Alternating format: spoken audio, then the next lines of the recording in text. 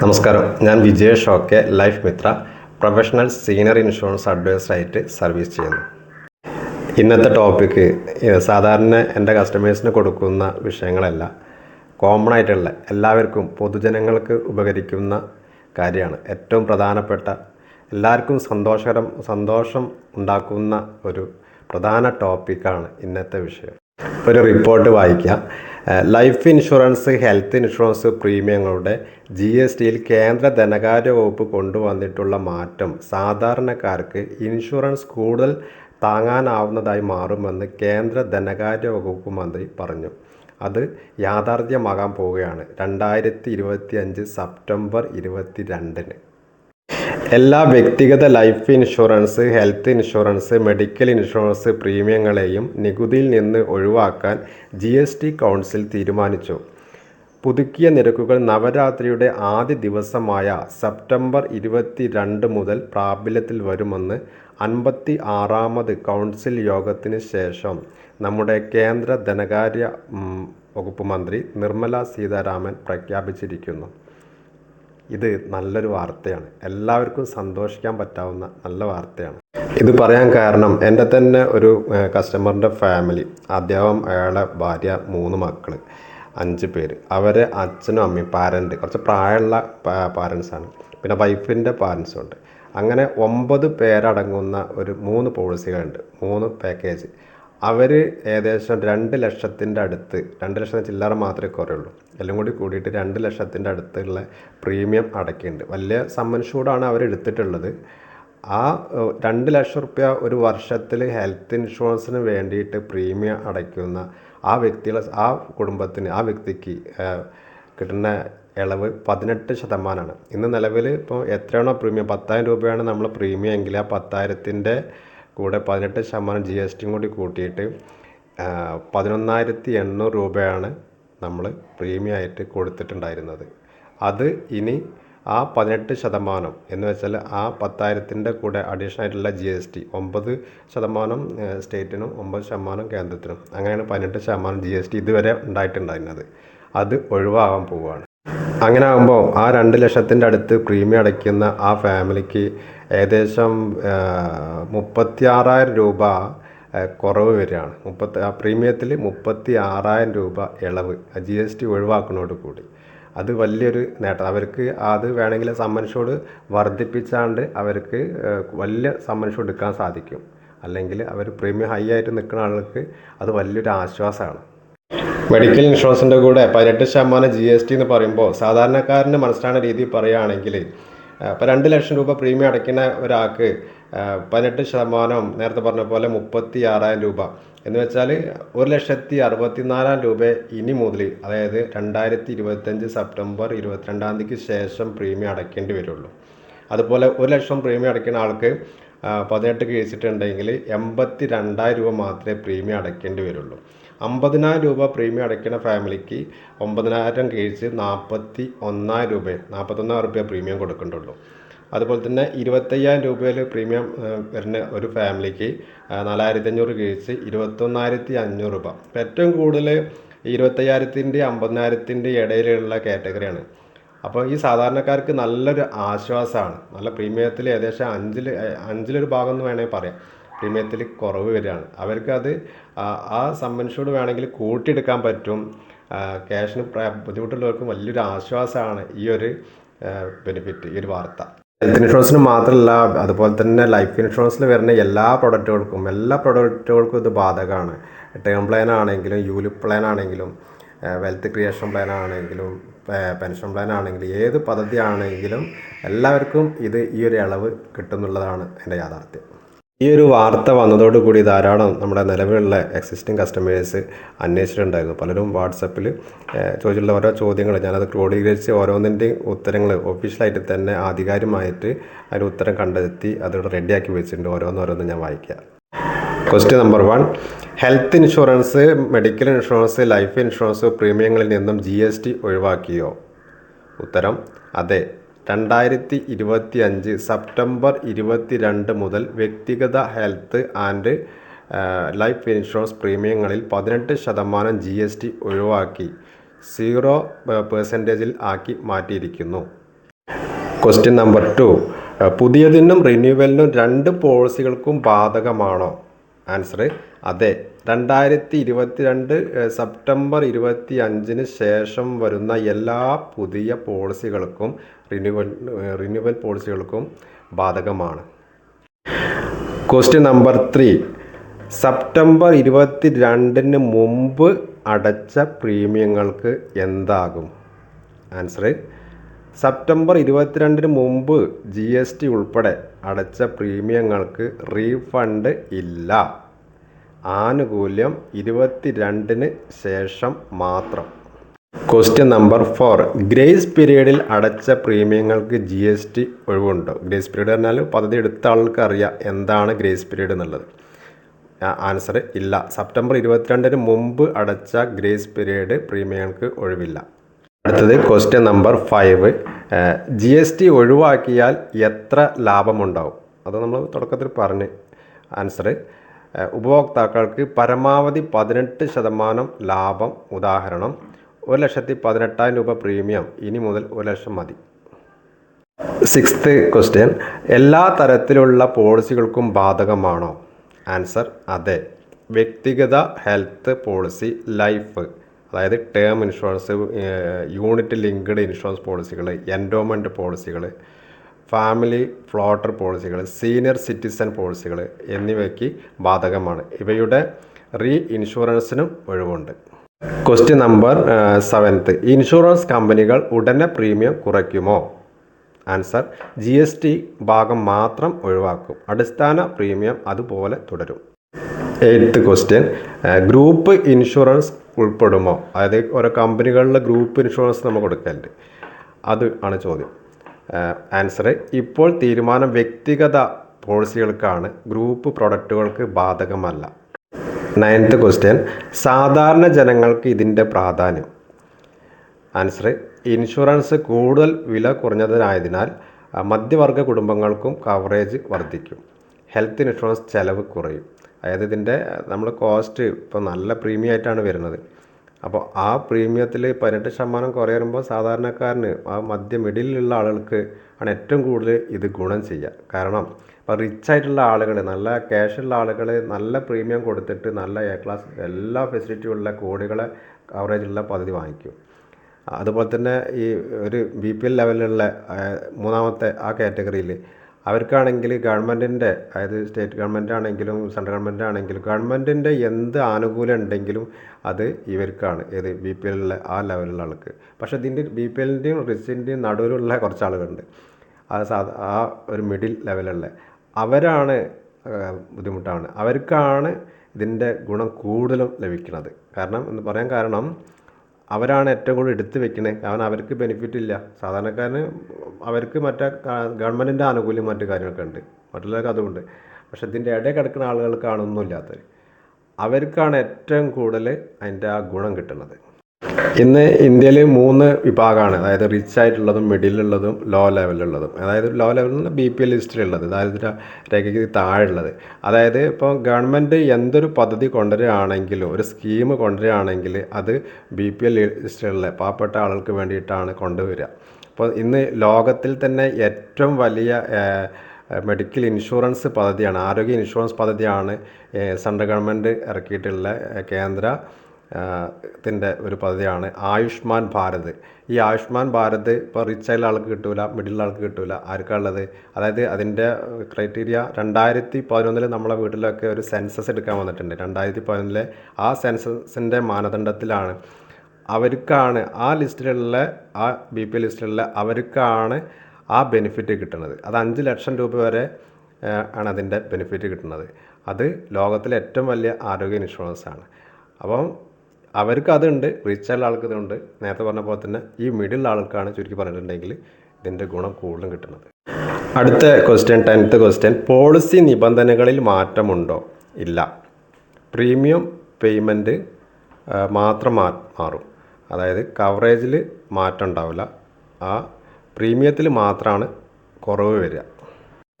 11th question, top up പോളിസികൾ, super top up പോളിസികൾ ബാധകമാണോ? ആൻസർ അതെ, അവയ്ക്കും ബാധകമാണ്.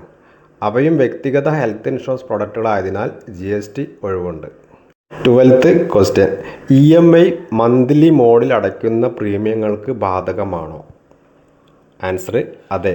വാർഷികം, പകുതി, ത്രൈമാസികം, മാസാന്തം എല്ലാം ഉൾപ്പെടും. അതായത് ഇയർലി അടയ്ക്കണമെന്നും ഹാഫ് ഇയർലി, ക്വാർട്ടർലി, മന്ത്ലി അടയ്ക്കുന്ന എല്ലാ പ്രീമിയങ്ങൾക്കും ഇത് ബാധകമാണ്. അടുത്തത് ക്വസ്റ്റ്യൻ നമ്പർ 13, GST ഒഴിവായാൽ ഇൻഷുറൻസിലെ ഇൻകം ടാക്സ് ബെനിഫിറ്റുകൾ കുറയുമോ? ഇല്ല. സെക്ഷൻ 80C പ്രകാരം ലൈഫ് ഇൻഷുറൻസ്, സെക്ഷൻ 80D പ്രകാരം ഹെൽത്ത് അഥവാ ആരോഗ്യ ഇൻഷുറൻസ് ബെനിഫിറ്റുകൾ അതേപോലെ തുടരും. ഉപഭോക്താവിന് ഇരട്ട ആനുകൂല്യം, കുറഞ്ഞ പ്രീമിയം പ്ലസ് ടാക്സ് സേവിങ് എന്നിവ ലഭിക്കും. നെക്സ്റ്റ് 14th ക്വസ്റ്റ്യൻ, ക്ലെയിം സെറ്റിൽമെൻറ്റിൽ മാറ്റമുണ്ടാകുമോ? ആൻസർ പരോക്ഷമായി, നേരിട്ടല്ലെങ്കിലും മാറ്റം ഉണ്ടാകും.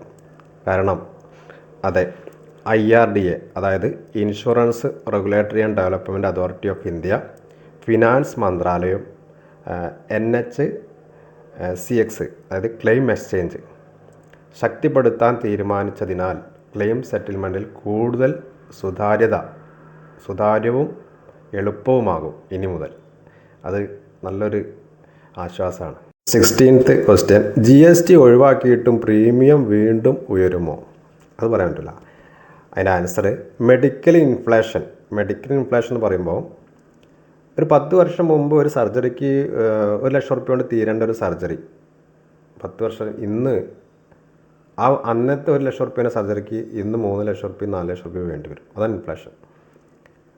അപ്പോൾ മെഡിക്കൽ ഇൻഫ്ലേഷൻ, അതുപോലെ തന്നെ മോർട്ടാലിറ്റി റിസ്ക് മൂലം അടിസ്ഥാന പ്രീമിയം, മോർട്ടാലിറ്റി എന്നത് ലൈഫ് ഇൻഷുറൻസിൽ വരുന്ന അതാണ് മോർട്ടാലിറ്റി, പ്രീമിയം ഉയരാം. പക്ഷേ 18% GST സ്ഥിരമായി ഒഴിവാക്കിയിരിക്കുന്നു. അടുത്ത് 17th ക്വസ്റ്റ്യൻ, റൈഡറുകൾക്ക് അതായത് ക്രിട്ടിക്കൽ ഇൽനെസ്, ആക്സിഡൻറ്റ് കവറേജുകൾ എന്നിവയ്ക്ക് ബാധകമാണോ GST എന്ന് ചോദിച്ചത്? ആൻസർ അതെ. അവയും ലൈഫ് ഇൻഷുറൻസ് ഹെൽത്ത് ഇൻഷുറൻസിനോട് ബന്ധമുള്ളതിനായതിനാൽ അവയ്ക്കും ഇത് ബാധകമാണ്, അവയെ ഒഴിവാക്കിയിട്ടുണ്ട്. അടുത്ത 18th ക്വസ്റ്റ്യൻ, എംപ്ലോയർ നൽകുന്ന ഗ്രൂപ്പ് ഹെൽത്ത് ഇൻഷുറൻസ് ഉൾപ്പെടുമോ? അതായത് ഇപ്പോൾ ഒരു കമ്പനി ഒരു ഇൻഷുറൻസ് കൊടുക്കുകയാണെങ്കിൽ, ഏതെങ്കിലും കമ്പനി ടൈപ്പ് ആയിട്ടുള്ള ഇൻഷുറൻസ് കൊടുക്കുകയാണെങ്കിൽ അത് ഉൾപ്പെടുന്നതാണ് ക്വസ്റ്റ്യൻ. ഇല്ല, അത് വ്യക്തിഗത പോളിസികളിൽ മാത്രം ബാധകമാണ്.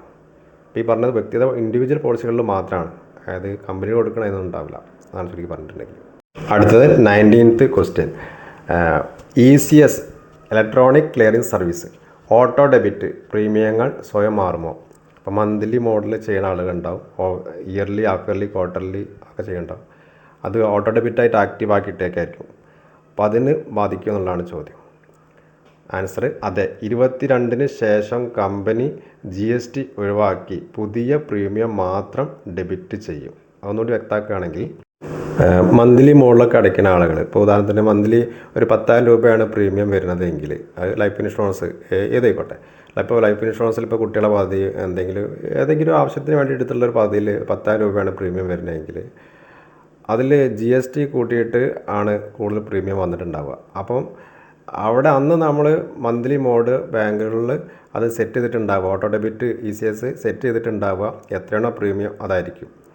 വർഷങ്ങൾക്ക് മുമ്പ് അങ്ങനെ ആ കറക്റ്റ് പ്രീമിയം കാണിച്ചിട്ട് ECS ആക്റ്റീവ് ആക്കിയിട്ടുള്ള ആൾക്ക് തന്നെ പിന്നീട് ഈ GSTയിൽ മാറ്റം വന്നപ്പോൾ, അതായത് ആദ്യം ഇത്ര 18% GST ഇല്ലായിരുന്നു, അപ്പോൾ അത് ഓട്ടോമാറ്റിക്കായിട്ട് പ്രീമിയം കട്ടായിട്ടുണ്ട്, അതായത് പ്രീമിയം എടുക്കാത്ത അവസ്ഥ വന്നിട്ടുണ്ട്. പിന്നീട് അതിന് ശേഷം 20% മാക്സിമം കൂട്ടിയിട്ടാണ്, ഇപ്പോൾ ഉദാഹരണത്തിന് ഇപ്പോൾ 10,000 റുപ്യാണ് പ്രീമിയം വരുന്നതെങ്കിൽ 10,000-ൻ്റെ 20%, 12,000 റുപ്യാണ് പ്രീമിയം ആക്കിയിട്ട് വെച്ചിട്ടാണ് ഈ ഓട്ടോ ഡെബിറ്റ് ആക്റ്റീവ് ആക്കുക. അങ്ങനെയാണ് സമയത്ത് ഇത് എത്രയാണ് അത് അഡ്ജസ്റ്റ് ചെയ്യാൻ വേണ്ടിയിട്ടാണ് അങ്ങനെ ചെയ്തിട്ടുള്ളത്.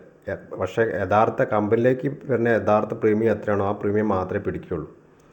അപ്പം അങ്ങനെ ആകുമ്പോൾ ഇത് ബാധിക്കില്ല. എത്രയാണോ പ്രീമിയം അത് കുറഞ്ഞിട്ടുണ്ടെങ്കിൽ ഓട്ടോമാറ്റിക്കായിട്ട് അത് പിടിച്ചു പോകും. ആ രീതിയിലാണ് സെറ്റ് ചെയ്തിട്ടുള്ളത്. അത് ആ ഭാഗം ഒന്നുകൂടി ശ്രദ്ധിക്കണം, എല്ലാവരും ശ്രദ്ധിക്കണം ആ സമയത്ത്. അടുത്ത ക്വസ്റ്റ്യൻ നമ്പർ 20, ഇൻഷുറൻസ് കമ്പനികൾ GST ആനുകൂല്യം നൽകുന്നുണ്ടെന്ന് ഉപഭോക്താവിന് എങ്ങനെ അറിയാം? ആൻസർ: പ്രീമിയം രസീതിൽ GST (0%) എന്ന് വ്യക്തമായിട്ട് കാണിക്കും.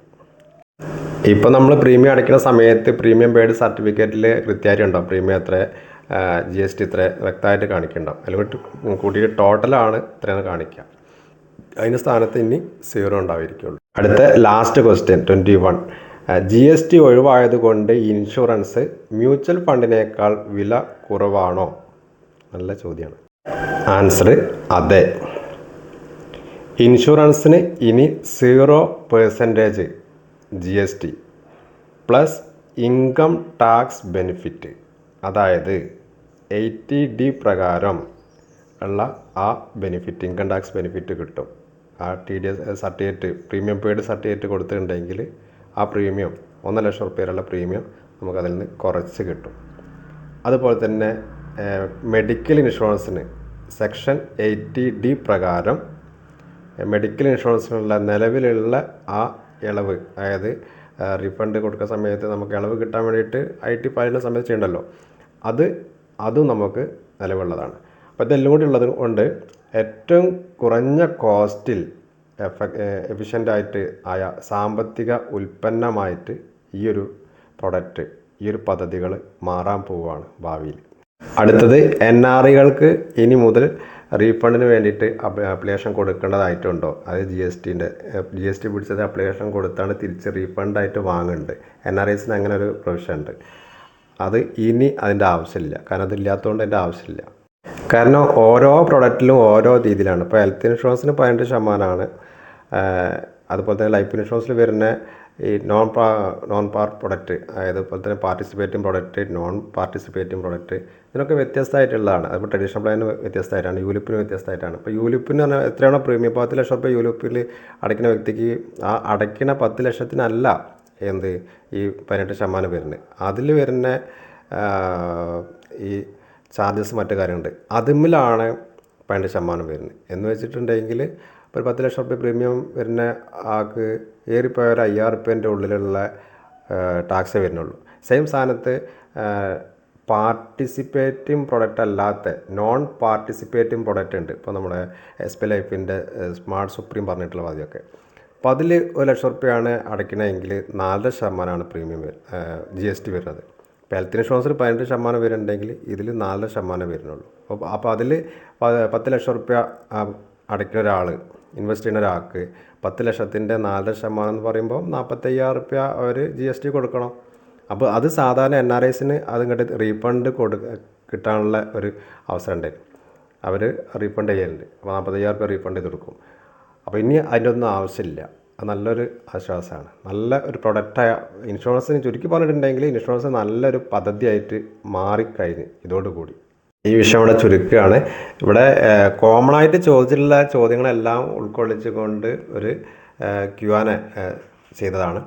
അപ്പോൾ ഇനിയും പല ചോദ്യങ്ങളുണ്ട്. അത് അത്യാവശ്യമുള്ളത് മാത്രമാണ് ഇതിൽ ഉൾക്കൊള്ളിച്ചിട്ടുള്ളത്. ഇതുപോലെ ആരൊരു ചോദ്യം ചോദിച്ചാണ്, ഇങ്ങനെ ആകുമ്പോൾ ഗവൺമെൻറ്റിന് നഷ്ടമല്ലേ, ലക്ഷങ്ങൾ കോടികളല്ലേ ഗവൺമെൻറ് നഷ്ടം വരിക? അത് നമ്മൾ നോക്കേണ്ട, ഗവൺമെൻറ്റിനുള്ള വഴി എന്തെങ്കിലും ഉണ്ടായിക്കോളും. അത് കാരണം ഇന്ത്യൻ എക്കണോമി അത്രയും സ്ട്രോങ് ആണ്, അത്രയും ശക്തമായതാണ് നമ്മളെ ഇന്ത്യൻ എക്കണോമി. വലിയ സംഭവങ്ങൾ ഉണ്ടായിട്ടും നമ്മളെ ഇന്ത്യൻ എക്കണോമിനൊക്കെ ഒന്നും സംഭവിച്ചില്ല, അത്രയും സ്ട്രോങ് ആണ്. ഇപ്പോൾ ഉദാഹരണത്തിന് ഇപ്പോൾ ബാങ്കുകളെ നിയന്ത്രിക്കുന്ന ഡിപ്പാർട്ട്മെൻറ്റ്, ധാരാളം പബ്ലിക് ബാങ്ക്, പ്രൈവറ്റ് ബാങ്ക്, എല്ലാം ഒരുപാട് ഫിനാൻഷ്യൽ ഇൻസ്റ്റിറ്റ്യൂഷൻ, കമ്പനീസ് ആയിട്ടാണെങ്കിലും ഇത്രയും ഇതിനൊക്കെ നിയന്ത്രിക്കുന്ന ഒരു ശക്തമായിട്ടുള്ളൊരു അതോറിറ്റി നമുക്കുണ്ട്, reserve bank of India, RBI. അതുപോലെ തന്നെ ധാരാളം ഇൻഷുറൻസ് കമ്പനികളുണ്ട്, life insurance, health insurance, general insurance.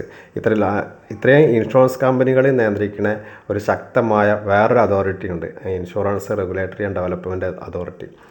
അപ്പോൾ ഇത്തരത്തിലുള്ള അതോറിറ്റി, അതുപോലെ തന്നെ കേന്ദ്ര ധനകാര്യ മന്ത്രാലയം, അതായത് central board of direct taxes CBDT, അതുപോലെ തന്നെ SEBI, security exchange board of India, ഇത്തരത്തിലുള്ള നമ്മുടെ ഗവൺമെൻറ്റിൻ്റെ ഓരോ അതോറിറ്റികൾ അത്രയും സ്ട്രോങ് ആണ്.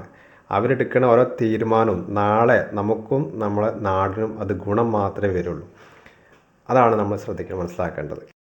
അപ്പോൾ നമ്മളിവിടെ കൊടുക്കുന്ന എല്ലാ പദ്ധതികളും ഹെൽത്ത് ഇൻഷുറൻസ് ആണെങ്കിലും മെഡിക്കൽ ഇൻഷുറൻസ് ആണെങ്കിലും അതുപോലെ തന്നെ കുട്ടികളെ പദ്ധതി, ഹയർ എഡ്യൂക്കേഷന് വേണ്ടിയിട്ടുള്ള പദ്ധതി, വിവാഹത്തിന് വേണ്ടിയിട്ടുള്ള പദ്ധതി, പെൻഷന് വേണ്ടിയിട്ടുള്ള പദ്ധതി, വെൽത്ത് ക്രിയേഷന് വേണ്ടിയിട്ടുള്ള പദ്ധതി, ടേം പ്ലാന്, മണി ബാക്ക് പദ്ധതി, എല്ലാ പദ്ധതികളും അത് ഏറ്റവും മികവുറ്റ പദ്ധതിയായിട്ട്, അതായത് പത്രം മാറ്റ് തിളക്കമെന്ന് പറഞ്ഞ പോലെ തന്നെ നല്ല പദ്ധതിയായിട്ട് മാറിക്കഴിഞ്ഞ് ഇത്തരത്തിലുള്ള പദ്ധതികൾ എടുത്തിട്ടുള്ള ആൾക്ക് അതിൻ്റെ കാര്യങ്ങൾ ഭാവിയിൽ അവരെ കൈകളിലേക്ക് എത്തിപ്പെടും.